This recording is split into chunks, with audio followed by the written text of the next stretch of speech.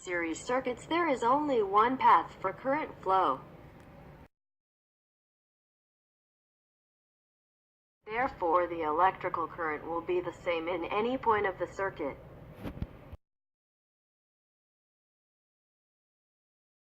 If any of the component on the circuit gets damaged, the entire circuit is affected. Note that in series circuits, the terminal of each electrical component is connected just to the terminal of other electrical component, creating just only one path for the electrons to flow.